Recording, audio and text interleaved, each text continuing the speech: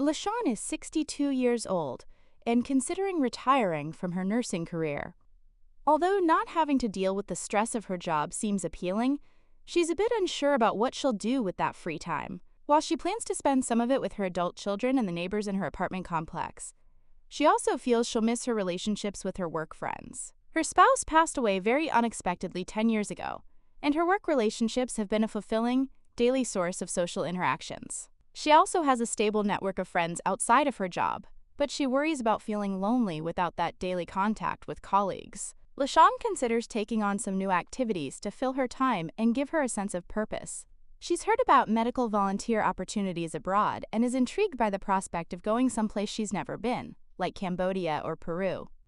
She has always wanted to travel, and being able to use her medical training to help others in the process would be an added bonus. However, several decades of living with the autoimmune disease lupus have taken a toll on her bones and joints, making her apprehensive about being away from her primary doctor. Understandably, she has several questions about this next phase in life.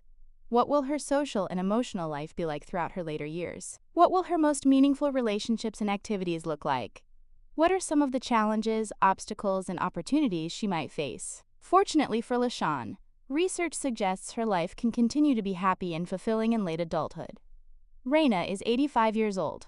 When her children ask what she's been up to recently, she gives them a lengthy report of her activities, which include making 10 pints of guava jam, tutoring her new neighbor in Spanish, buying 3 King's Day gifts for her grandchildren, having lunch with friends, attending Mass, and rooting for her favorite soccer team, Club America, who are apparently not playing up to Raina's standards. Research shows that older adults tend to be happier than people in younger age groups, and many maintain their independence for most of their later years. This section focuses on different perspectives on older age, including stereotypes and discrimination. It also covers how our sense of self changes later in life, and emotional shifts that typically occur as we get older.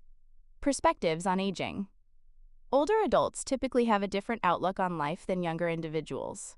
Their knowledge of their mortality and the realization that time is more limited can drive several changes related to reaching health and fitness goals, nurturing relationships, and maintaining a positive emotional state.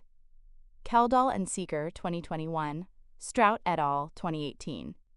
Different cultures also have varied perspectives on age, figure 16.2. Historically, cultures in Eastern Asia were described as having more positive views of aging and viewing aging as a symbol of higher status, due to cultural principles that valued wisdom, collectivism, and family.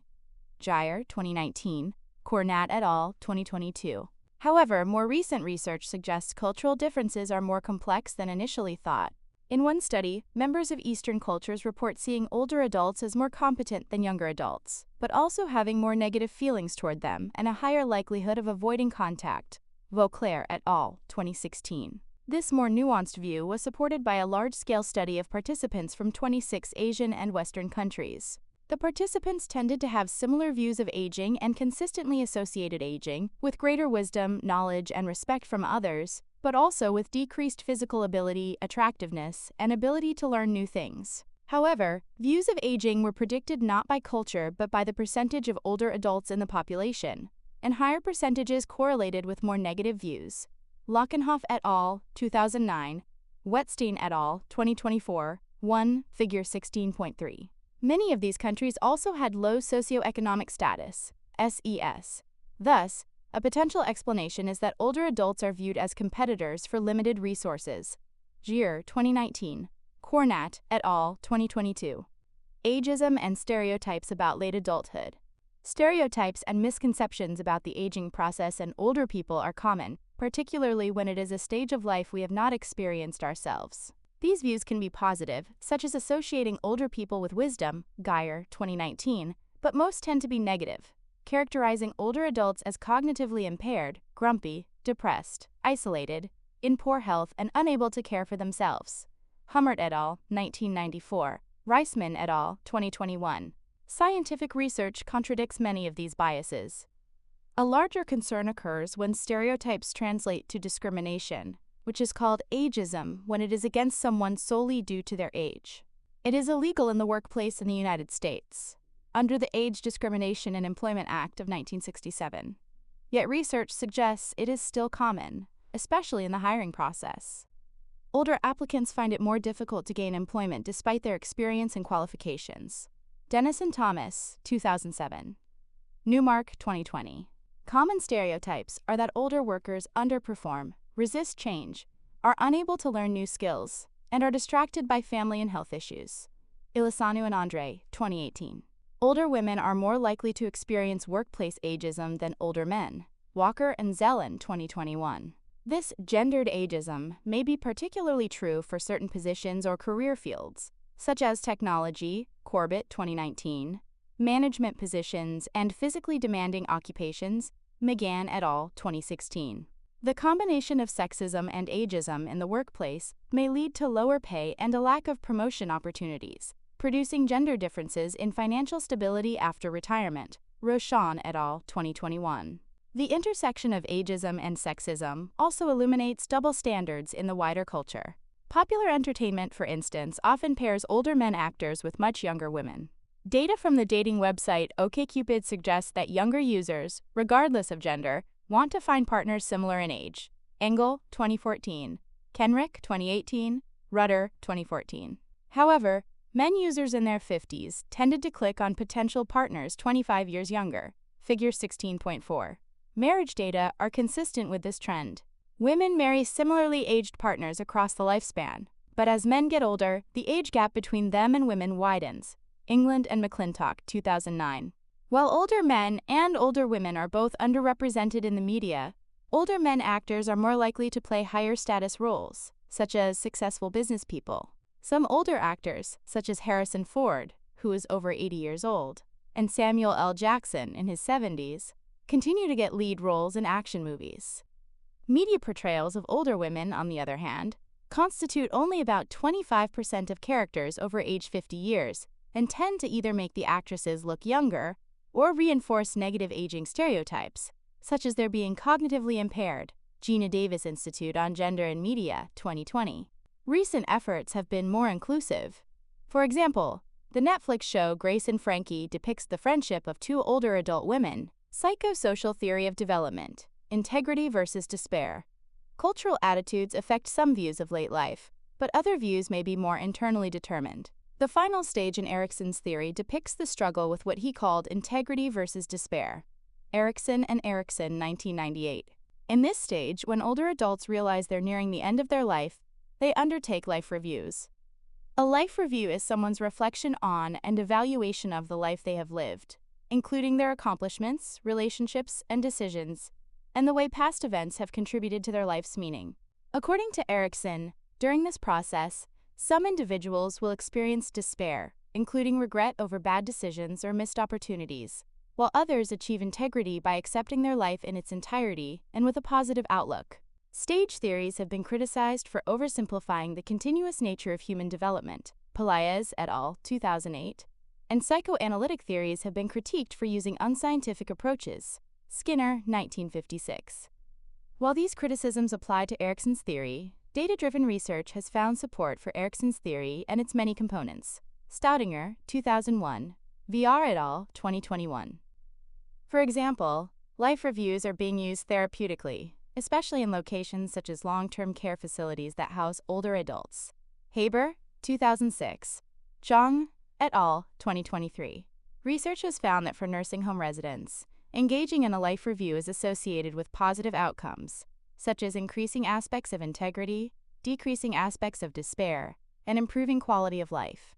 Haidt et al., 2000. Zhang et al., 2023. Erikson's work has also influenced other developmental scholars. For example, Robert Peck expanded the integrity versus despair stage to include 3 additional tasks. Differentiation is the process of adjusting your identity after retiring and finding meaning separate from work, such as by pursuing hobbies or volunteering. Body transcendence is the act of coming to terms with the typical declines in physical ability and health. This includes finding value and meaning in areas of life that are not primarily dependent on physical abilities, such as engaging more in puzzles or games that are not physically difficult to perform. Ego transcendence is the process of acknowledging and accepting that death is approaching. It includes reflecting on life and recognizing its meaning and value. Peck, 1956. This aspect of Peck's theory is most consistent with Erikson's idea of a life review. Other research has explored the notion of a stage of development after integrity versus despair. Some of this research was based on the work of Joan Erickson, Erik Erikson's spouse, who proposed that challenges faced after age 80 years required additional adjustment. Brown and Lewis, 2003. Erickson and Erickson, 1998. Tornstam, 2011, referred to this stage as gerotranscendence, in which people in their 80s and 90s look beyond their own experience, consider their connections to earlier generations, and accept change as inevitable and natural. Evidence for gerotranscendence has been found in studies of Iranian, Japanese, Ethiopian, and British older adults, although it may be affected by cultural views of spirituality and individual characteristics, such as tolerance for ambiguity. Brown and Lewis, 2003. Kita et al., 2024. Mekonnen et al., 2023. Reyesi de Cordy et al., 2020. Self and social development. People often interpret the word self as focusing on the individual, but the self is a very social topic because people define and evaluate themselves relative to others. Adam, 2022, Sirikides et al., 2011. By comparing your characteristics and abilities to other people, you develop clear ideas about who you are and how you differ from others. Some research focusing on the self in later life has examined how older adults define themselves. These definitions often include psychological and cognitive characteristics, interpersonal relationships, social roles, appearance, physical functioning, and attitudes. Freund and Smith, 1999. Liu, 2017. Pontanen et al., 2019. These domains may not be equally emphasized, however. Concerns about health and physical functioning often figure prominently. Pontanen et al., 2019. And a study of Israeli older adults noted a tendency to downplay aging and emphasize being active and young. Okun and Ayalon, 2023. Older adults' sense of self often includes both positive and negative views of their own aging, their changing appearance, their sense of aging well, their meaning in life, and their future hopes and fears. Houseknecht et al., 2020. Okun and Ayalon, 2023. Pontanen et al., 2019. Many older adults continue to define themselves in terms of their professional occupation, despite likely being retired. And concerns about body image rank low on the list, suggesting that older adults are less preoccupied with their appearance and more connected to their younger and middle-aged identities than perhaps previously assumed. 2 aspects of self. Personality and emotions are important parts of development at this life stage. Personality in late adulthood. Research related to the Big 5 traits, openness, conscientiousness, extroversion, agreeableness, and neuroticism, suggests they become very stable after age 30 years. Costa and McCrae, 1994. And this pattern has been found cross-culturally. Fung, 2013. Nonetheless, minor changes may occur. Aleman et al., 2008. Extroversion and conscientiousness slightly decline across adulthood, particularly after age 60 years, suggesting that retirement could reduce opportunities for social interaction and the need for the organized, careful behavior indicative of conscientiousness. Graham et al., 2020. Extroversion and conscientiousness are positively correlated with greater life satisfaction and better mental health in late adulthood, perhaps because they contribute to more and higher quality relationships. Kita et al., 2024. Neuroticism decreases for most of adulthood but increases in later years, possibly due to anxiety about health problems and thoughts of mortality. Openness to new experiences appears to be stable across adulthood before decreasing in later life. Agreeableness did not demonstrate any change. Graham et al., 2020. This is worth noting because decreased agreeableness could indicate depression, cognitive decline, or other health problems. Emotional changes. One way to consider older adults' emotional state is to examine research studying positive affect and negative affect. Positive affect is the extent to which someone experiences positive emotions such as happiness. Negative affect is the degree to which people feel negative emotions such as sadness or anger. Research suggests that as people age, they report experiencing more positive affect and less negative affect. Karstensen and DeLiema, 2018. Urbe et al., 2020. Mrochek and Kolars, 1998. Figure 16.5. This is thought to be one of the reasons depression decreases in older age. The ability to control or regulate emotions can follow 2 paths when people age. One is to be as emotionally positive as possible, which may reflect acceptance of inevitable life changes and potential benefits of aging, such as wisdom, and is consistent with the themes of integrity and gerotranscendence. Kita et al. 2024. Mikkonen et al. 2023. Raisi Dacordi et al. 2020. Older adults tend to choose activities that result in positive emotional responses. For example, they avoid potentially distressing situations and seek out entertainment with more uplifting, optimistic themes. Barch, 2012. Urbe et al. 2020. The other path lets us use our cognitive abilities to better understand our negative emotions and maintain objectivity when in a negative emotional state. Gisela Lebouvivi, for example, proposed a dynamic integration theory, suggesting that emotion and cognition tend to increasingly merge throughout adulthood. At young ages, emotional responses tend to be simpler and more automatic, but they become increasingly complex with age because cognition and emotion are better integrated. Thus, people develop more tolerance for positive and negative emotional states and appreciate the complexity of their emotional responses. Lebouvivi, 2003, Lebouvivi et al., 2007. For example, say an older adult is in a negative emotional state after being diagnosed with a serious medical condition.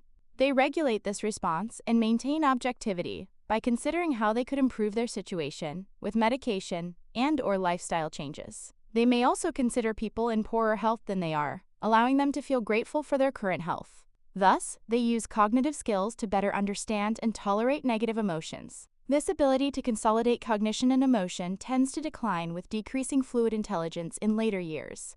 Lebouvivi, 2015. Jay is 74 years old and lost his long-term partner a few years ago. At first, his grief was overwhelming, and he felt completely lost and alone. But slowly, with support from friends and family, Jay began to heal. He honored his partner's memory by carrying on their traditions, such as volunteering at the animal shelter and hosting an annual Diwali dinner for neighbors, and found solace in knowing that he and his partner had been blessed with many happy years together. Jay still misses his partner deeply, but the grief no longer threatens to cut him off from a meaningful life. Think of your current relationships, including friends, family, and others who support you in your goals. Now consider what your social life might look like when you are older. Do you think you'll have the same types of relationships then as now? Will these relationships serve similar roles? How might marriage and other romantic relationships change? In this section, you'll explore questions like these and learn more about how community resources for helping older adults meet their social and practical needs, and how available and accessible those types of resources are. Social changes in later life. A social network encompasses everyone with whom you're socially engaged. Ayalon and Levkovich, 2019, figure 16.6. It is usually complex and consists of family, friends, romantic partners, co-workers, competitors, and acquaintances. It also includes professionals, such as teachers and doctors, who interact with us in the course of their jobs. Ports et al., 2020. Social networks change over time due to a phenomenon called a social convoy. Antonucci et al., 2019, Kahn and Antonucci, 1980. That is, throughout life, people gain new relationships and end old ones. As an analogy, consider a convoy of truckers traveling cross-country. They may support each other by helping shift lanes, learning faster routes, and sharing information about good places to eat. As this convoy travels, some members may drop out and others may join, and some stay for the entire trip. Social convoys are similar. Overall, however, the size of a social network steadily decreases from early to later adulthood. Warzus et al., 2013. And in later years, it's substantially smaller than it was before. Several theories have attempted to explain how and why social networks change as people age. One of the earliest, disengagement theory, states that as people progress through later life, it's normal and natural to become increasingly isolated and removed from relationships as they approach death. Cumming and Henry, 1961.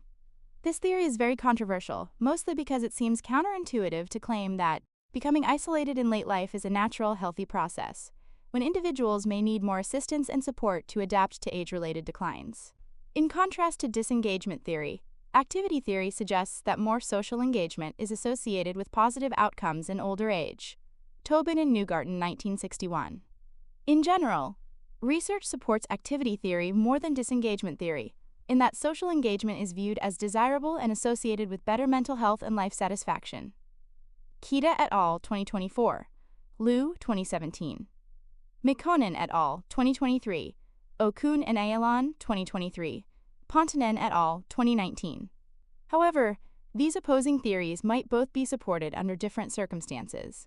Some research suggests activity theory may be more applicable to older adults living in places with many options for activities, such as cities with older adult community centers, public transportation, and artistic events, rather than to older adults living in rural settings with fewer recreational and social options. Activity theory may also be more relevant in countries with a high SES, whose people often have longer life expectancy, and there is a general cultural emphasis on living longer and maintaining good health. Asiyama 2017. Another hypothesis, Laura Carstenson's 1992 socio-emotional selectivity theory, suggests that in young and middle adulthood, people's social goals are largely information-seeking, that is, getting an education and learning how to be successful in a career. However, as people age, they instead prioritize emotional goals aimed at enjoying life and having positive, meaningful interactions. Carstensen et al. 1999. This is relevant to the issue of social networks, because a larger social network may be better for achieving informational goals, given that it provides a large and diverse group of people upon whom you can call. Emotional goals, on the other hand, seem to be better supported by a smaller number of close, meaningful relationships. Data supporting this theory suggests that older adults don't become socially disengaged, but just more selective in their relationships, as they choose to nurture the more meaningful ones. Carstensen et al. 1999, DeCordy et al. 2020. However, some research indicates that in more Western cultures, increasing age is associated with a stable number of emotionally close relationships, but a decline in the number of less important, peripheral relationships, while in Eastern cultures, the number of emotionally close relationships increases with age, and there's a smaller decrease in the number of peripheral relationships. Fung, 2013. Types of relationships. Family relationships tend to be highly meaningful across the lifespan. While overall or global social networks grow smaller across adulthood, family social networks remain stable in size from adolescence throughout older age. Redzius et al. 2013, Figure 16.7. Consistent with socio-emotional selectivity theory, it appears that the shrinking of social networks in later years is largely due to having fewer distant friends and acquaintances, and the decrease in network size is less the result of changes in family relationships. People may maintain family relationships because they are more likely to fulfill emotional goals, while distant friends and acquaintances mainly serve informational goals. Thus, family relationships may play a relatively larger role in older adults' lives than in those of younger age groups. While family networks may remain stable, the roles people play in them shift. The role of grandparent typically begins in middle adulthood, AARP 2018, and extends well into later life. Grandparents tend to report high levels of satisfaction and fulfillment from interacting with their grandchildren, and lower levels when such contact is limited. Kaganas and Piper 2020. Peterson, 1999. However, not having grandchildren doesn't appear to be associated with lower life satisfaction or happiness. DeGessa et al. 2020. Suggesting that becoming a grandparent is not essential to experiencing fulfillment in later life. Another shifting role in family relationships is that of kinkeeper, someone who assumes the responsibility of keeping family members connected. Does someone in your family tend to organize family events, maintain family traditions, and/or communicate family news to other members? If so, that person could be considered your family's kinkeeper, Figure 16.8. Kinkeepers tend to be in the later part of middle adulthood, or older age, most commonly between ages 50 and 69 years. They're also much more likely to be women than men. Hornstra and Ivanova, 2023. Rosenthal, 1985. Some research finds cultural variations in both the role and the characteristics of kinkeepers. Kinkeepers in immigrant families tend to be the oldest family members, and they also maintain cultural traditions and connections with family from their native country. For example, one research participant, a 72-year-old Filipino grandmother, made the following statement to her granddaughter: "I think my role is to be an older generation who will try to maintain the identity of the family. I notice that my kids are busy, that at times they can't spend time with their own kids to spread Filipino identity. You guys are so Americanized. That's why I keep talking about the Philippines with you." I bring the Filipino dessert called tupig. I also bring my Santo Niño, Christ figurine. I have it out on top of the nightstand where anyone could see it, especially you and your brother. In a way, I'm trying to preserve our Catholic identity. Trias and Mazumdar, 2004, page 115. Sibling relationships are also connected to both kin-keeping and family life. Several lines of research indicate that siblings play an important role in helping each other deal with declines and problems in later life. Siblings tend to decrease their amount of contact and communication in early adulthood. After that, contact remains relatively stable until around age 70 years, when siblings increase the amount of help and assistance they provide each other. White, 2001. This increase often happens when a sibling assumes the family kin-keeping role following the death of parents, although it isn't always maintained over long periods of time. Kalmin and Leopold, 2019. Whether the connection among siblings strengthens after the death of parents may depend on what the relationship was like before. Siblings who previously had strained or contentious relationships may drift even further apart after their parents die. Grief and Woolley, 2015. However, sibling conflict also tends to decrease in older years, although there's no single cause of this effect, and it's unclear whether it's connected to the increase in assistance. Gilligan et al., 2020. Romantic relationships in late adulthood. Romantic relationships are another important part of our social lives. While not everyone forms long-term romantic relationships, they're a common part of life for many adults. However, in later years, these relationships often change due to either death or divorce. While these events can happen at any point in the relationship, they have important implications for successful aging.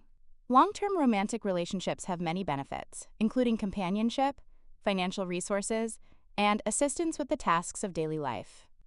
Overall, marital satisfaction in older age tends to be relatively high compared to that of other age groups. However, in later life it is affected by contentment with the marriage earlier in life. Anderson et al., 2010, and the level of support the partners provide each other. Bennett, 2005. Landis et al., 2013. Research shows that support from a spouse predicts marital satisfaction in older age.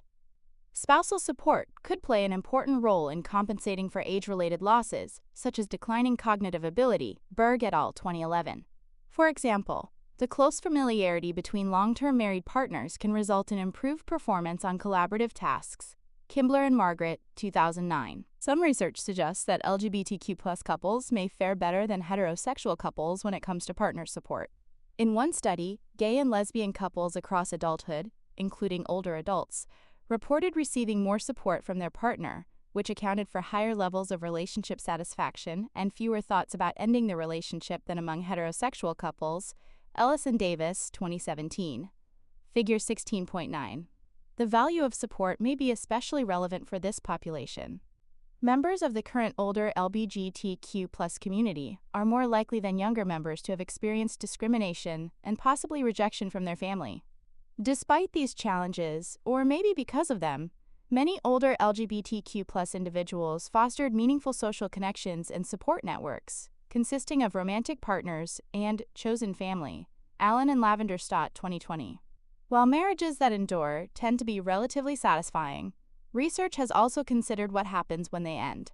Divorce rates in the United States have steadily decreased overall in recent years, CDC 2021, but they have been climbing among those 50 years of age and older. Brown and Lynn, 2012, Raleigh and Sweeney, 2020. The reasons are unclear but may be related to longer life expectancy and demographic shifts, resulting in more single older adults in the population. For example, a 65-year-old who expects to live well into their 80s may reassess their goals, identity, and lifestyle, and thus leave a relationship they were unhappy with. Another possibility is that the baby boomers who contributed to the increase in divorce rates during the 1980s and 1990s are carrying these tendencies into older age. While divorce among older adults is on the rise, the most common cause for the end of a long-term relationship in later life is widowhood. Among those 75 years old and older, 58% of women and 28% of men have experienced widowhood. Mayol Garcia et al., 2021. The consequences of ending long-term relationships, regardless of cause, vary by gender, at least in heterosexual couples. For example, men tend to suffer more than women emotionally, both in the short term and for several years afterward. However, women are more likely than men to experience financial hardship, particularly after a divorce, Buttrica and Smith, 2012. Streeter, 2020. This disparity is likely a result of gender inequity in pay over a lifetime, combined with a tendency for older cohorts to adhere more closely to traditional gender roles, so that men often generated the income for the family unit. Also, due to gender differences in life expectancy combined with the tendency for married men to be older than their female spouses, women may experience longer durations of widowhood and corresponding declines in their retirement accounts. Streeter, 2020. However, the percentage of widows living in poverty appears to be declining, possibly because more recent cohorts of older women achieved greater education and more participation in the workforce. Monell et al., 2020. Regardless of how long-term relationships end, some older adults are interested in pursuing new relationships. Figure 16.10. However, there are some important differences. Following divorce and widowhood, heterosexual older women are more likely than men to express views against remarriage, while men tend to be more eager to remarry. Crowley, 2019. Davidson, 2002. This pattern has also been shown in online dating research. Older women using dating platforms are more likely to indicate a desire for companionship, but are more likely to be averse to remarriage. Older men, on the other hand, are more likely to explicitly indicate they are interested in marriage. McWilliams and Barrett, 2014. In the past, this trend was attributed to the smaller pool of available partners for straight women, due to gender differences in longevity. More recent research, however, suggests more complex contributing factors, specifically gender roles that put the burden of daily tasks such as cooking and cleaning on women. Men want someone to help them with these things, and the fact that women are more likely to be the ones who maintain social connections for the couple. Crowley, 2019. Davidson, 2002. This tendency has also been found cross-culturally. A recent study of widowed older adults in Denmark compared Denmark natives to various immigrant populations living in Denmark.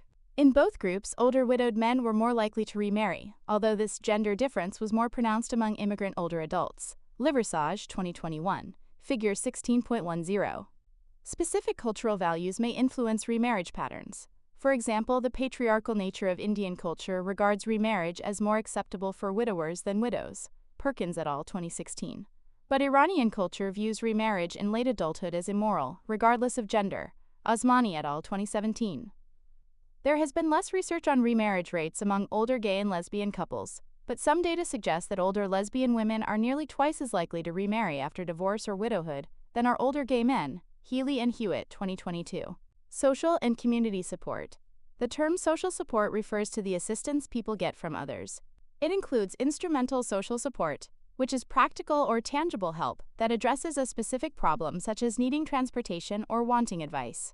Emotional social support, on the other hand, doesn't focus on helping fix a practical problem but is intended to help a person feel better, such as listening to them vent frustrations or sending funny memes. Jolly et al., 2020. People get social support from many sources. Informal social support is assistance from friends, family, and neighbors. Formal social support comes from either paid professionals or volunteers who are affiliated with an organization, government entity, or service provider, such as home health aides, social workers, and religious institutions. Shunhua et al., 2020. Intersections and contexts. The impact of gender, race, and ethnicity on use of social support. Gender, race, and ethnicity may affect the extent to which individuals rely on formal and informal social support. For example, older women tend to have several informal social support sources, including family and friends. Older men, on the other hand, tend to rely on their spouse for informal and emotional support. Gurung et al., 2003. This may be the reason men struggle emotionally more than women after the death of a spouse. Streeter, 2020. Older men may also resist using formal social support services. Ilinka et al., 2022, likely due to traditional gender norms that discourage men from asking for help or depending on others. Older men without a spouse are therefore at higher risk of not having their emotional or instrumental needs met due to a social support deficit. Perhaps this helps explain why older men are more eager to remarry than are older women. Research has demonstrated that many formal support services, such as nursing homes, aren't used equally across racial and ethnic groups. Despite data suggesting they may have greater healthcare needs, Black and Hispanic older adults have historically underutilized nursing homes. Tomir et al., 2015. However, these trends seem to vary over time. Given this data, it's not surprising that Black, Hispanic, and Asian American families are more likely than white families to use family support to care for aging relatives and devote more time to providing this care. Cohen et al., 2019. Fabius et al., 2020. Liu et al. 2021.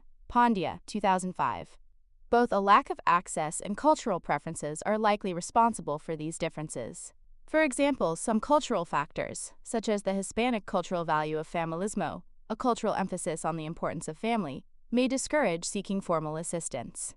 Non-white families also tend to lack financial resources that would allow them to pay for formal services. Cohen et al. 2019, Fabius et al. 2020, Liu et al. 2021. Combined, this research suggests that Black and Hispanic older adults may be more likely to use formal social support to assist with financial hardship in older age, while white older adults may be more likely to use formal social support to deal with informal support deficits. Many older adults are independent, though age-related declines in health, cognitive ability, and/or physical ability increase their need for support. While friends and family are obvious sources for helping us feel better emotionally, they also frequently provide instrumental support in a variety of areas such as transportation, home maintenance, and shopping. Kent et al. 2020. Instrumental support may also come from formal sources. Some sources of this help, such as healthcare providers, are essential, well-known, and used by all age groups. Other types, such as services that provide transportation or deliver meals to older adults, are more specific to the needs of older adults. Liu et al. 2020. Shiba et al. 2016. Still, other types of formal social support, such as community centers, civic clubs, and religious organizations, provide emotional support by enabling older adults to socialize and participate in enjoyable activities. Dixon and Wills, 2022. What does research tell us about the importance of social support?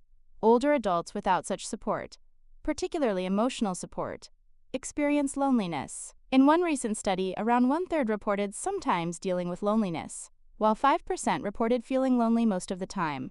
Bergweger and Morley, 2020. A meta-analysis of studies from the United States and several European countries indicated that loneliness tends to increase in late life, particularly for people of low SES. Graham et al. 2024. Loneliness in later life has been correlated with a variety of health problems, such as heart disease, mental health problems, dementia, weight gain, substance use, and reduced physical activity. Bergweger and Morley, 2020, suggesting a possible bidirectional or cyclical relationship between loneliness and health. Older adults were especially vulnerable to increases in loneliness and social isolation during the COVID-19 pandemic. Older adults have a higher likelihood of living alone and faced a greater threat from the virus than younger people. This made them more isolated, which, in turn, also contributed to reduced health and quality of life. This was especially true for those of low SES and those in institutional settings such as nursing homes. Still, research has been mixed, suggesting that many older adults coped well during this social isolation. Kassar and Karaman, 2021. Muller et al. 2021. Clarence is in his early 60s and starting to consider retiring from his job as a crane operator for a construction firm. In fact, he just had a meeting with the Human Resources Department about his retirement plan that spurred him to think more seriously about this. Because some of his friends have retired, he knows that retirement doesn't look the same for everyone. Some of his friends spend their days tending to grandchildren or enjoying hobbies. Others have felt financial strain and returned to work at least part-time. And he knows others who'd like to retire but continue to work because they won't qualify for Medicare until they turn 65 years old and can't afford to pay for health insurance out of pocket. With all this in mind, Clarence thinks about his finances and what he hopes his life will look like when he leaves his position. In this section, you'll learn about financial and non-financial considerations related to stepping away from work or a career, and public policies that made retirement more accessible for decades, and more recent policies that have reversed that trend. Considerations for retirement. Retirement, the act of permanently leaving the workforce, is something many adults experience. Considering when to retire, planning for retirement, and deciding what a retired life will look like are all important parts of the process. Figure 16.11. You should recognize, however, that retirement isn't universal. Therefore, it should be considered a common part of adult life, but not an inevitable one. Since retirement brings about major life changes, older adults must navigate many issues in taking this step. The most obvious is financial preparation, since leaving the workforce necessitates a change in how one's income is attained. Considering that the average retirement age in the United States is around age 64 years, Warshawski, 2022, and average life expectancy is 12 to 15 years longer than that, careful financial planning is crucial. This is why financial experts recommend starting to save for retirement as early as possible, to benefit from the effects of time and compound interest on any investments. Recent data indicate that 61% of adults over age 50 years are worried they won't have enough to live on in retirement, and 20% of adults over age 50 years aren't saving for it at all. Brown, 2024. This may force older adults in the United States, for example, to rely on Social Security, which may not provide enough funds to cover all living expenses. Assume you took the advice about retirement savings seriously and had the means to build a sizable nest egg. You've overcome a major obstacle, but you still have other things to consider, such as whether you want to retire. Research indicates that working can provide many benefits beyond financial security. For example, cognitive stimulation commonly decreases in retirement, and this has been associated with increasing cognitive decline experienced shortly after leaving work. Celadoni et al., 2017.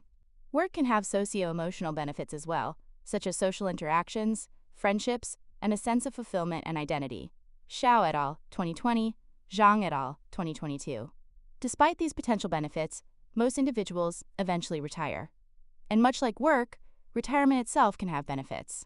A review of 22 longitudinal studies found that most retirees report benefits to mental health, such as lower levels of depression, anxiety, or stress. Vanderheide et al., 2013. Improved mental health isn't surprising, considering many retirees are trading a stressful or demanding time at work for more enjoyable activities of choice. Cohen-Mansfield and Regev, 2018. Retirement can also be a time of renewed identity exploration, as new retirees redefine many of their relationships and activities. Barnes and Perry, 2004. Moffat and Heaven, 2017. A vision for retirement. When they think of retiring, many people imagine spending their free time enjoying life. Research suggests that leisure goals are a priority for many retirees, such as engaging in hobbies. Scherger et al., 2011. Traveling, Siren and Haustein, 2016. Exercising, Barnett et al., 2012. Volunteering, and even other kinds of work. However, the way people actually spend their time after retirement is strongly associated with SES and health, and low SES and poor health are associated with lower participation in leisure activities. Scherger et al., 2011. Responsibilities like caregiving can also limit people's opportunities to choose what they want their retirement to look like. Some older adults spend their retirement working. This seems counterintuitive, yet the data are clear. Many older adults work in retirement, though often in different capacities than before. When a person of retirement age leaves the workplace gradually instead of abruptly, it is referred to as phased retirement. They might work decreasing hours, for instance, or take on more remote work or contract work until they are fully retired. Hankins et al., 2021, Johnson, 2011. Another option is bridge employment, which is a different job a person takes on after retiring, either in the same profession they had or in a completely different field. Kalokarinos et al., 2015. For example, a retired postal employee may work concessions at a theme park in Orlando, Florida as a form of such employment. These less traditional forms of retirement can benefit both employers and older workers. Employers benefit from having experienced workers on hand who can not only perform their own tasks but also help train new staff. Workers who aren't ready to retire can slowly decrease their workload but still earn income until they retire completely. Those who are becoming less able to keep up with the demands of their job can lighten responsibilities before fully leaving the workforce. While some older adults opt to continue with paid work in some capacity, many others take on volunteer work. Around 1 in 4 retirees volunteer, nearly identical to the percentage of younger volunteers. But older workers donate almost 40% more hours. Turner et al., 2020. They typically report that volunteering benefits themselves, those they serve, their families, and their communities. Morrow Howell et al., 2009. It appears that engagement with volunteer work is most common in the earlier stages of retirement. Over time, however, retirees are likely to stop volunteering. While this decision could be due to health and other age-related declines, research suggests that many retirees learn about volunteer opportunities through their work relationships. As time passes, some of these relationships aren't maintained, potentially decreasing both information and motivation. Tang, 2016. Barriers to retirement. As mentioned, retirement is a common life event for many people. Figures from the Congressional Research Service suggest that from 2012 to 2022, the percentage of the retired U.S. adult population increased dramatically, from 16.1 to 19.3%, Lee, 2022. But this increase is mainly due to longer life expectancy and the large number of retiring baby boomers, not an increase in retirement accessibility. From at least the early 20th century until the mid-1980s, retirement grew increasingly accessible in the United States, largely due to the introduction of Social Security benefits and improved economic conditions, and the average age of retirement trended steadily downward. In 1985, however, that trend started to reverse, and we now see a consistent picture of older adults having to remain in the workforce well into their later years. Garber, 2024. Quinn, 1999. In fact, there are several threats and barriers to retirement on both individual and societal levels. Financial barriers. One obvious challenge is simply not being able to afford retirement. This has resulted in a current trend to delay retirement, allowing time to save more. Garber, 2024. Figure 16.13. A recent study concluded that 75% of U.S. workers aren't saving enough to retire at their current cost of living, and will have to make serious cuts to their living expenses and/or work beyond the typical retirement age. Gomez et al., 2020.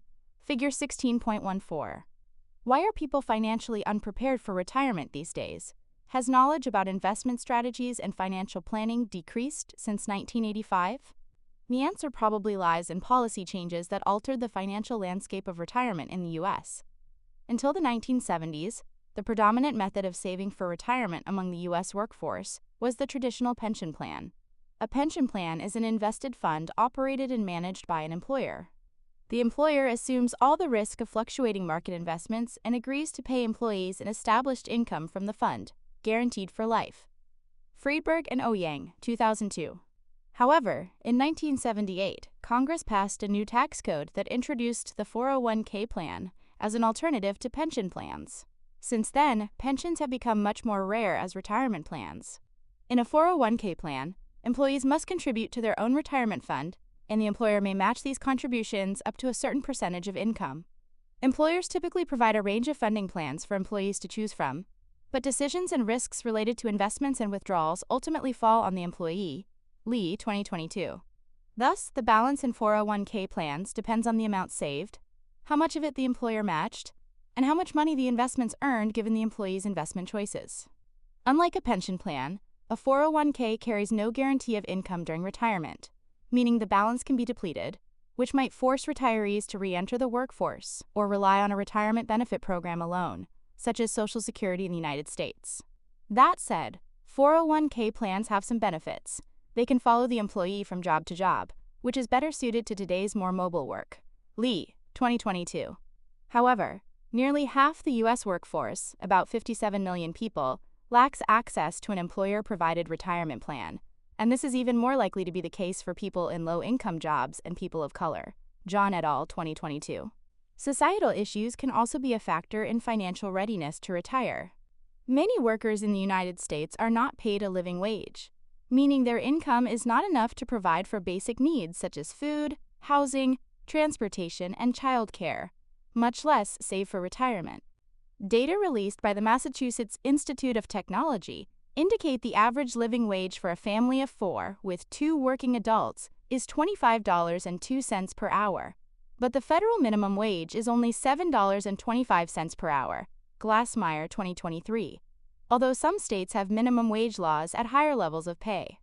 Nearly a third of workers, 32%, are paid less than $15 per hour, especially women and people of color. Henderson, 2022. For these individuals, meeting current needs is a huge challenge, and many are forced to rely on public assistance and charity despite working full-time. As a result, many workers with low incomes frequently have no retirement income beyond Social Security benefits and are at increased risk of poverty and food insecurity in retirement. Both poverty and food insecurity are more common among younger than older baby boomers, Mudrizia and Butriga, 2022, suggesting that the change from employer-provided pensions to 401k plans may already be affecting retirees' financial security. Intersections and contexts. Retirement around the world. Not surprisingly, different countries have different approaches to supporting older adults. Here are a few examples of different policies.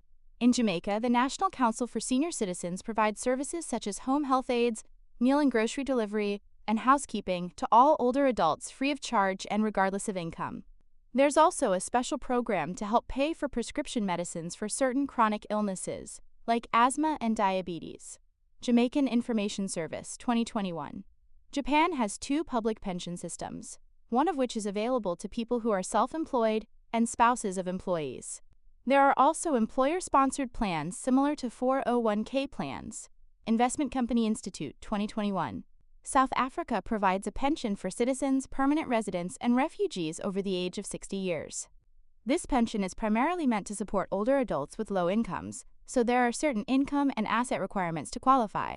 South African Government, 2024. Nepal provides small allowances and pensions for older adults, including widows, through the Single Women's Allowance Program. But much of the instrumental and financial support for older adults comes from family members, community groups, and religious organizations. Most healthcare is private and expensive, placing a large financial burden on families. Shrestha et al., 2021. The Canadian pension system is available to anyone over age 60 years who has made at least one contribution to the plan. This contribution can be made through employment or through credits received from spouses, including ex-spouses or common-law partners at the end of a relationship. People who took time off work due to disability, health problems, or child-rearing may be able to get partial credit toward contributions. Government of Canada, 2024. Additional barriers. Some people experience additional barriers to retirement. Psychologically, they may continue in their job to escape the occupational void and loss of identity they associate with leaving the workforce. Bratoon and Zirk, 2020.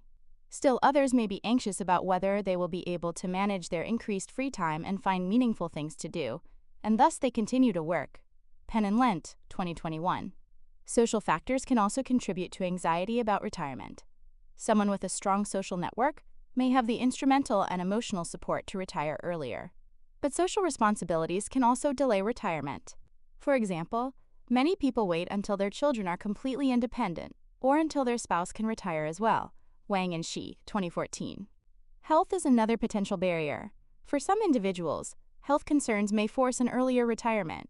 Research suggests that workers with low incomes are more likely to be forced into early retirement for health reasons, which can create a financial strain for those unable to obtain disability-related financial support. Rad et al., 2017. Health problems can also affect retirement if they prevent retirees from engaging in desired activities. This drawback can result in a lower quality of life during retirement. De Leon et al., 2020. Devine is 83 years old and lives alone. She hopes to stay in her home and live independently for the rest of her life. However, a few weeks ago, she nearly fell getting out of the shower, and since then, she's been thinking about how she would care for herself if she had a serious injury or health problem. She decided to investigate installing support rails in the bathroom and making a few other easy changes that could prevent a fall, such as getting rid of slippery floor rugs. She also identified 2 home health organizations in case she might need more help in the future. Older age can pose challenges related to living environments. Some older adults may need to scale down as home maintenance becomes more demanding. Others may need to move due to declines in health or functional ability. High-functioning older adults with financial resources may seek out facilities with amenities and opportunities for socialization. In this section, you'll learn about these varying needs and the housing situations individuals may consider in striving to meet them. Aging in place and caregiver support. When you think of living environments in older age, you might imagine institutional settings such as assisted living or nursing home facilities. Currently, however, fewer than 5% of U.S. adults aged 65 years and older live in an institutional setting. Hallstrom, 2023. Most older adults live at home. The effort to live safely and comfortably at home while maintaining as much independence as possible is known as aging in place, and older adults generally prefer it. Around 8 in 10 say they prefer to grow old in their home and community.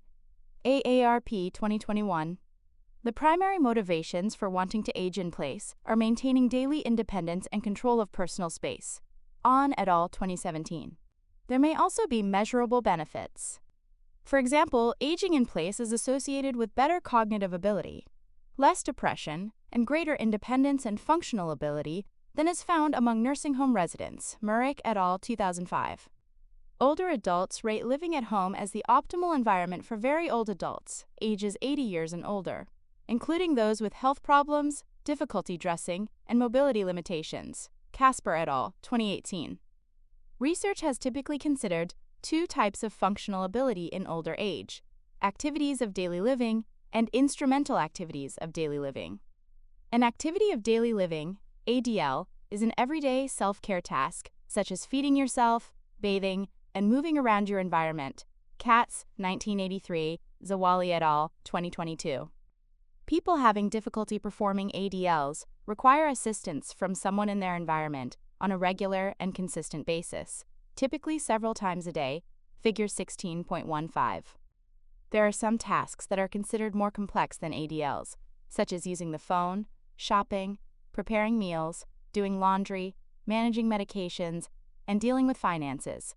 Lawton and Brody, 1969, Pashman Darford, and Azad, 2020. A task like this is referred to as an instrumental activity of daily living, IADL. Someone who's struggling with one or two IADL tasks may need help occasionally, but not every day.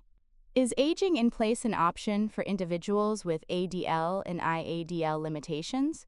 Possibly, because there are many resources to make this possible. One of the most common is the help of a caregiver. A caregiver is an individual who looks after and helps someone with health problems and difficulty performing ADLs and IADLs. Some are paid and trained, but many are just relatives or friends of the person in need. Caregivers play a highly valuable role, but the work can be stressful, especially when informal caregivers undertake the task. Figure 16.16. Informal caregivers, such as spouses and adult children, are the most common unpaid caregivers to older adults. Event, 2019. It's difficult to accept the reality of a loved one experiencing declining health and loss of independence, especially when that also means assuming the responsibility for that individual's well-being, daily needs, and health care. Undertaking the caregiving role has thus been associated with poorer health and more anxiety and depression. Del Pino Casado et al., 2021. Haley et al., 2020. Ho et al., 2009. Schultz et al., 2020. Some health consequences may be directly related to caregiving responsibilities, such as back pain caused by lifting or moving the care recipient. Other research suggests that the chronic stress associated with caregiving is a source of health problems like high blood pressure and decreased immune system functioning. Haley et al., 2020. Schultz et al., 2020. Vitaliano et al., 2004. These risks are serious. Individuals reporting demanding caregiving responsibilities had higher mortality rates than non-caregivers, and caregivers with less demanding roles. Perkins et al., 2012. Schultz et al., 2020. These health problems can cause caregivers to end up needing care themselves, complicating the situation for everyone. Caregiving situations can differ, often in complex ways, based on gender and cultural factors, like race, ethnicity, and country of origin. Women are more likely to assume the role of primary caregiver and engage in more intense caregiving activities than men. Haley et al., 2020. Kim and Wu, 2022. Schultz et al., 2020. Women also devote more hours to caregiving and have greater mental and physical health declines associated with the role than men. Haley et al., 2020. Pinquart and Sorensen, 2006. Schultz et al., 2020. Within the United States, cross-cultural research has often, but not universally, demonstrated that Black caregivers report less burden and depression than white caregivers, potentially due to more positive appraisals of the caregiving relationship and an emphasis on religion as a source of comfort. Hispanic caregivers, on the other hand, tend to report high levels of caregiving-related distress, as well as difficulty accessing services due to language barriers. Haley et al., 2020. Liu et al., 2021. Cultural factors may intersect with SES to influence the accessibility of services, especially for families with low incomes, who disproportionately tend to be people of color. The care recipient's specific medical condition is another potential factor in caregiving. Caring for a family member with dementia can be especially difficult, for example because of the progressive nature of the decline and the need for caregivers to manage ADLs, IADLs, and possibly behavior problems as well. Only 1 in 10 older adults receiving caregiving at home has dementia, yet 41% of unpaid caregiving hours are devoted to dementia caregiving because it's such an intense and demanding task. Haley et al., 2020. Casper et al., 2015. Liu et al., 2021. Schultz et al., 2020. The negative consequences associated with dementia caregiving may again vary by culture. For example, because East Asian culture regards dementia as a form of mental illness, and also regards mental illnesses as shameful. Dementia caregivers of East Asian and East Asian American descent often report high levels of distress, specifically due to the stigma associated with the care recipient's condition. Lim et al., 2020. Another common resource for aging in place is home health aides. A home health aide is a professional who travels to clients' homes and assists with healthcare, ADLs, and IADLs. Home health aides can help older adults continue to live at home instead of relocating to long-term care. While most home health aides report a high level of fulfillment and job satisfaction, they're also financially vulnerable due to the low pay of the position. Berkowitz et al., 2011. Also, in the United States, naturalized citizens and legal non-citizen immigrants make up 26% of the nation's home health aides, despite representing only 12% of the general workforce population. Thus, changes in their ability to work in the United States may negatively impact care resources for older adults and those who have disabilities. Zalman et al., 2019. Some resources promoting aging in place are located outside the home. At adult daycare centers, older adults participate in supervised activities that provide physical and cognitive stimulation, as well as opportunities for social interaction. This also gives informal caregivers a break and enables them to run errands, go to work, or just relax. This resource is most frequently used for older adults who have dementia, which can limit their ability to be at home alone. Cohen-Mansfield et al., 2001. Tuohy et al., 2023. Perhaps the most rapidly growing resource to support aging in place is technology. Social media, cell phones, and software such as guided mindfulness training apps can contribute to mental well-being by providing opportunities for social engagement, staying in touch with loved ones, and managing anxiety. Physical well-being can be enhanced through technologies such as fitness trackers, medication reminders, and online exercise options such as YouTube videos, and alarms and notification devices can call for assistance if there's a medical emergency or injury. Feng et al., 2016, Olivia et al., 2020. More recently, technology applications and personal assistants have been found to help older adults access information, emergency contacts, and entertainment. O'Brien et al., 2019. Technologies have also expanded that support people with hearing or vision loss, such as AI, or personal assistants for visual support, or applications that transcribe conversations for those who need auditory support. Apps that connect people to services such as food delivery and transportation can also be beneficial to older adults with IADL difficulties, independent living communities. While many people choose to age in place, some relocate to independent living communities designed for older adults. These are not considered institutional settings. Residents are completely independent, can come and go as they please, and enjoy the same freedom as all other adults. The only distinction is that the community is specifically intended for older adults. Figure 16.17. Typically, the living spaces have been customized with such aids as handrails for support and wheelchair accessibility ramps. Many age-restricted communities take care of all outside maintenance, such as lawn work and snow removal, making the residents easier to maintain. They also tend to be located near transportation, healthcare, shopping, and other services. Chen et al., 2020.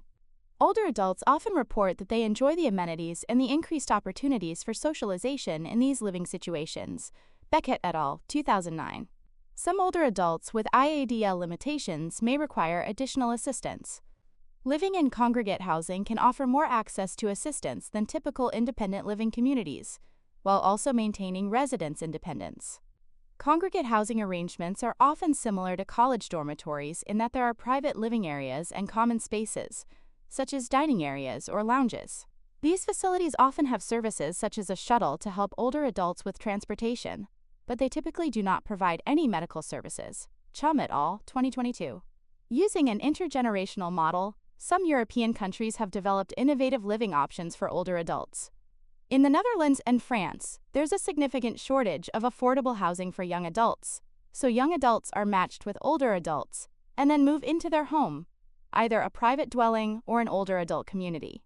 There are ground rules for the young adult to follow, such as requirements for socializing with the older adults.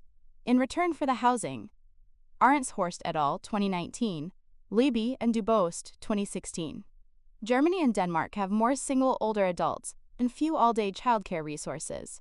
So in these countries, intergenerational living often pairs older adults and families with children in designated buildings or complexes, not pre-existing neighborhoods or buildings that just happen to have people of different generations as neighbors. The older adults often become surrogate grandparents. The communities may be managed by local governments, churches, nonprofit organizations, or even the residents themselves. Beck, 2019. Labite and Dubost, 2016. All these options have the potential to benefit their residents of all ages by enhancing social and emotional functioning, as well as providing practical support. Beck, 2019. Assisted living and nursing homes. While many older adults prefer aging in place or independent living situations, in some cases these options may not be feasible or safe, and relocating to an institutional setting is necessary. Here, institutional setting means a monitored facility in which residents typically lack the freedom to come and go as they please. Two types of institutional living environments primarily serve older adults, depending on the person's care needs. An assisted living facility is for individuals with physical and/or cognitive limitations that prevent them from living at home. Here they have access to many services, such as meals and housekeeping. They also get assistance with IADL and ADL, such as help using the restroom, bathing, and taking medications. A nursing home is like an assisted living facility, but also addresses medical care needs. It provides 24-hour supervision that includes skilled nursing care and services such as occupational therapy, speech therapy, and physical rehabilitation. Nursing homes are the most common institutionalized living environment for older adults. Both assisted living and nursing home settings also generally have dedicated areas for residents with dementia. These are frequently referred to as memory care units and provide specific supervision and cognitive stimulation for residents who may be confused, disoriented, or unaware of their surroundings. National Institute on Aging 2023. Only 2.5% of U.S. adults 65 years of age and older reside in nursing homes, but the likelihood of needing this type of environment increases with age. Baum et al. 2023. Hallstrom 2023. Data suggests that 16.9% of nursing home residents in the United States are under age 65 years. 19.5% are 65 to 70 years of age. 27.2% are 75 to 84 years of age, and 36.4% are age 85 years or older. Sengupta et al. 2022. Not all are there for the long term, however. Some people need short stays for rehabilitation after a serious health event such as surgery or a stroke. Others might remain for a short period while their homes are modified to accommodate physical limitations, such as adding wheelchair accessibility. The percentage of older adults residing in nursing homes varies from country to country. Figure 16.18. Baum et al. 2023. Dyer et al. 2020. Figure 16.18 represents only affluent nations, largely in Europe and North America. Many lower-income nations, including in Africa and Central and South America, are experiencing aging societies as well and are seeing even larger increases in their older adult populations. Committee on Population and National Academies of Sciences, Engineering and Medicine 2015. Thelkoff and Kowal 2007. Data about long-term care use and other healthcare needs of older adults in these countries are less available, but most research suggests that the level of reliance on informal care provided at home by family members will not sustain the health needs of rapidly growing older populations. Calladine et al. 2022. Robledo et al. 2022. In some countries, a typical path for individuals unable to live independently would transition first to an assisted living facility and then to a nursing home facility if their health worsens. Making several moves into different communities may be less than ideal, however, and a rapidly growing trend is to move to older adult housing compatible with a variety of needs. This type of facility is known as a continuing care community. Continuing care communities typically have a section dedicated to independent living, consisting of freestanding homes or apartments. If residents' needs increase, some services such as transportation or meal preparation may be available, as in congregate housing environments. If more assistance is required, residents can move into assisted living or nursing home environments located on the same campus. National Institute on Aging, 2023. This allows older adults to maintain their independence as long as possible and have access to increasing levels of assistance without needing to relocate to different communities. Financial and safety considerations of different settings. Care of older adults can be a large expense that requires planning and access to resources. Even when someone is aging at home, Hiring home health aides and making home modifications like installing wheelchair ramps costs money. Although Medicare may pay for some types of at-home services such as physical therapy and other skilled care, Medicare.gov ND, homemaker and home health services cost an average of about $5,000 per month. Caldi et al., 2024. Informal caregiving isn't without cost either, because informal caregivers are likely to quit their jobs or reduce their work hours to accommodate their caregiving, reducing income. Women are particularly likely to encounter this situation because they typically take on more caregiving responsibilities than men. Lee and Tang, 2015. Schultz et al., 2020. A recent study found that loss of income was one of the most consistent challenges expressed by caregivers. Nadash et al., 2023. Programs operated by Medicaid and other agencies aim to reduce the financial burden for individuals who leave the workforce to care for a loved one. Many of these programs have been criticized, however, for having rigid requirements, limits on enrollment, and long wait lists. Congregate housing and independent living communities, while a potential alternative to both home and institutional care, have their own obstacles to financial access. In the United States, congregate housing programs are typically available only for residents of federally subsidized housing, United States Department of Housing and Urban Development NNTD, meaning that some people may have income too high to qualify for this option, but too low to make other options feasible. Independent living communities tend to be expensive. The median cost in the United States is about $3,000 per month, Schumann, 2024, and these aren't typically covered by insurance because they don't provide medical services. In the United States, the cost of living in long-term care facilities can be extremely high. The average cost of staying in a private room at a nursing home is $9,000 per month, and assisted living costs about half that.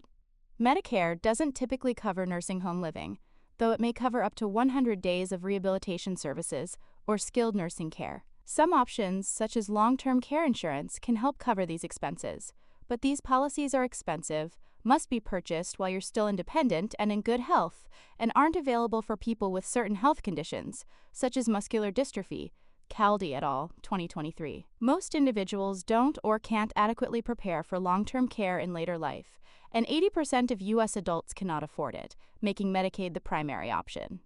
To qualify, however, typically an individual must first demonstrate they have no assets.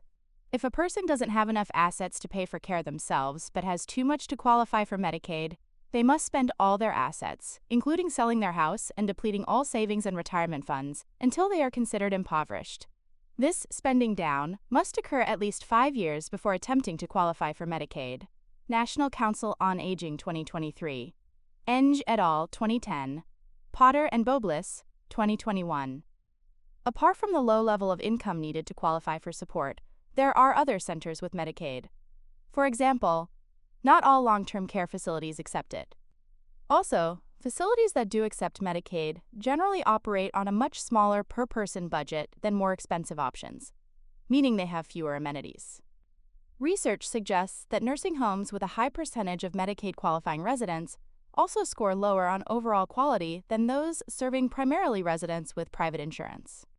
Medicaid-accepting facilities are much more likely to serve a higher percentage of people of color and to be located in low-income neighborhoods. Research identifying differences in quality of care based on SES, race, and ethnicity suggests that these discrepancies have been increasing over time. Konetska et al., 2021.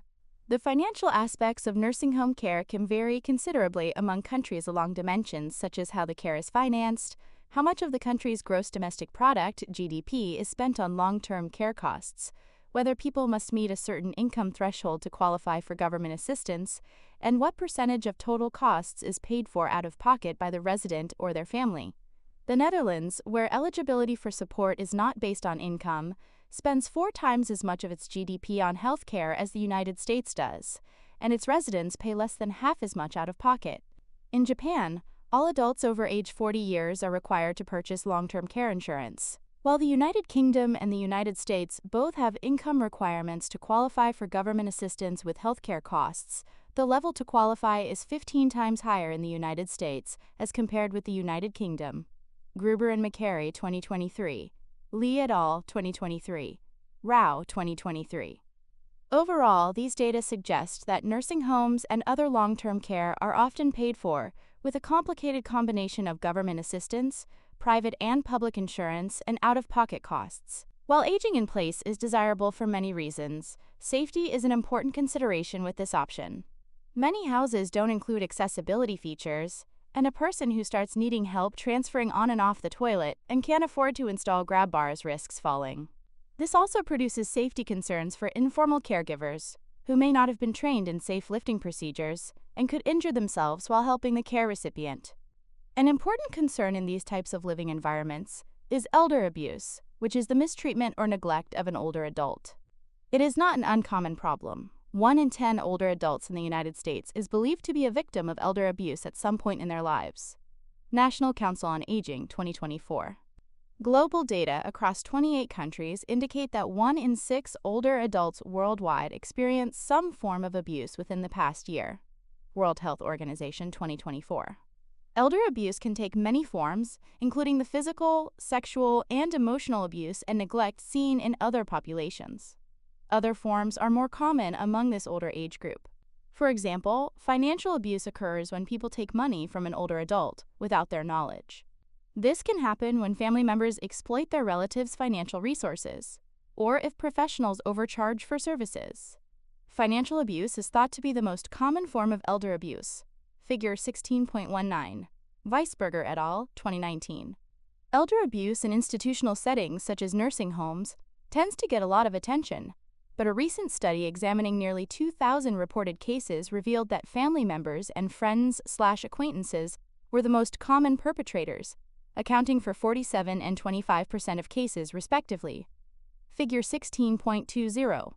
Weisberger et al., 2019. Informal caregivers often have no training in managing the emotional or physical aspects of caregiving, and have an increased risk of social isolation and distress caused by caregiving, meaning they may perform their caregiving duties with little supervision or support, and thus be at greater risk for engaging in abusive behavior. Generally, vulnerable older adults, such as those with poor health and those dependent on the perpetrator for care and assistance, are more likely to experience abuse. Caregivers who are financially dependent on the older adult or report psychological problems such as depression and burnout are more likely to perpetrate abuse. Story 2020. The CDC and other resources indicate elder abuse can be prevented through improving our understanding of the challenges of aging, being aware of signs of abuse and how to report it, and checking in on older loved ones through regular visits. CDC 2024. Additionally, if you are helping a loved one choose a caregiving facility, look for facilities that have educated staff, low turnover, opportunities for continued independence of residents, and clear care and kindness for residents. Maryville 2024.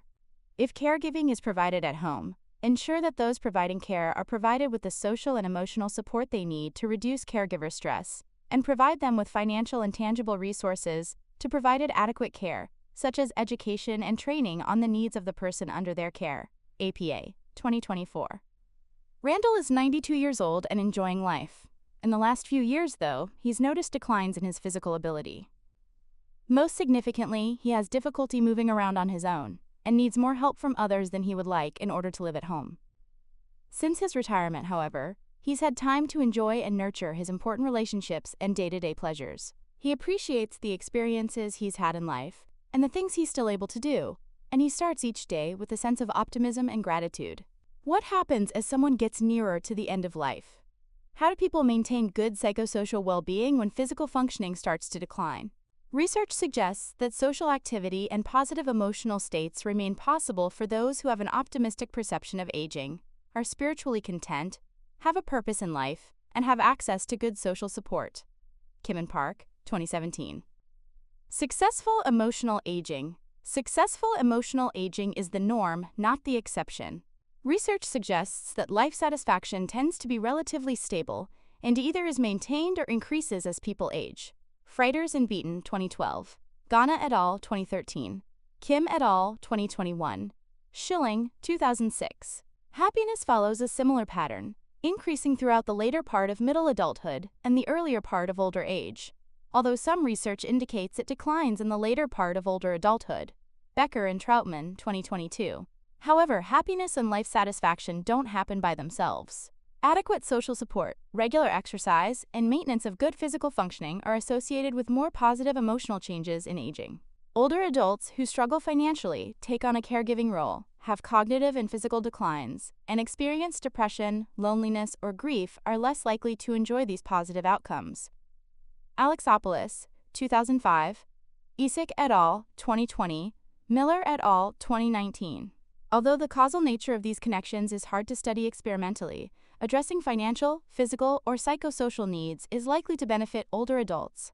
Resilience and gratitude can be valuable tools in older age. Resilience is the ability to work toward positive outcomes when faced with challenges or adversity. Bolton et al., 2016. One factor that may contribute to resilience is our locus of control, the extent to which we believe we have control over our life and its outcomes. Locus of control can be either internal or external. People with an external locus of control generally believe the things that happen to them are out of their control, due to factors like luck, fate, or the actions of others. Having an external locus of control is often associated with low effort, a lack of perseverance, and negative outcomes such as depression and poor health choices. In contrast, having a strong internal locus of control, meaning you believe you are in control of your circumstances, has long been associated with a variety of positive outcomes. Individuals with this trait are more likely to put in more effort and persevere in the face of challenges. They also tend to exhibit better mental health. Gore et al., 2016, Song and Yang, 2015, Sujati, 2020. Locus of control has been demonstrated across a variety of contexts, such as schools and workplaces, and in different age groups, including older adults. In a classic experiment, Langer and Rodin, 1976, manipulated the locus of control for some new nursing home residents. The control group was informed the staff would be primarily responsible for their care and making decisions for them, while the experimental group was told they had more responsibility and choice. After a period of time, residents in the experimental group were more alert, were more likely to engage in activities, and had a stronger sense of well-being. Another positive mental state is gratitude, appreciation for things that are meaningful or important to you. Sansone and Sansone, 2010, Figure 16.21. Older adults display more gratitude than middle-aged and younger adults, and this trait has been associated with many positive outcomes, such as a stronger sense of well-being. Chopik et al., 2019. Experimental evidence indicates that gratitude may actually cause some of these positive outcomes. One study found that assigning older adults to write daily about what they were grateful for resulted in less loneliness, better perceived health, and improved well-being. Bartlett and Arpin, 2019. Other interventions incorporating gratitude, such as writing thank you notes to friends and family, have been found to increase life satisfaction and happiness while decreasing depression. Ho et al., 2014. Life hacks. Gratitude. The benefits of gratitude can be experienced among all age groups. Gratitude among college students has been significantly related to increased happiness. Safaria, 2014. Better perceived social support, and lower rates of hopelessness, depression, substance abuse, and risk of suicide. Kanyuka et al., 2020. Gratitude has even been found to benefit academic success in college. Higher levels have been associated with more engagement in college life, more social activity in college, more persistence, higher GPAs, and fewer failed courses. Mofidi et al., 2015. The next time you find yourself in a glass-half-empty kind of mood or you feel like everything's going wrong, take some time to reflect on and take note of the things you're grateful for, as well as the things you appreciate in life. You could do this by writing these things down, drawing them, taking photos, making an art project, or recording them in some other way that feels right for you. Research shows that this brief exercise can be beneficial in a lot of ways. Successful social aging. Recall from the discussion of socio-emotional selectivity theory that while social networks may shrink in later years, the reason is a selective focus on more meaningful relationships that are important in achieving emotional goals. Figure 16.22. Family and friends are important resources, but older adults also frequently benefit from social interaction and social support they find by participating in religious activities. Hayward and Krauss, 2014. Such participation tends to increase as people get older. Figure 16.23. Likely due to a combination of factors such as people searching for meaning near the end of life and having more time to commit after retirement. Mitchell, 2022. Those who regularly attend religious services are more socially connected and spend more time interacting with others than those who don't, even after controlling for other variables, such as extroversion and physical health.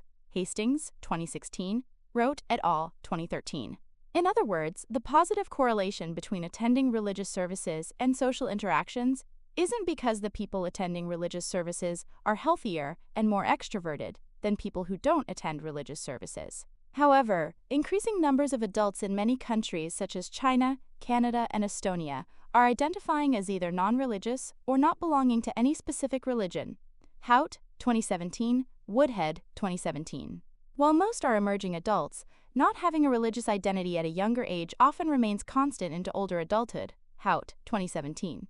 So this trend is likely to persist as today's cohort of young adults ages. This doesn't mean non-religious or non-denominational adults are lonely and distressed, though.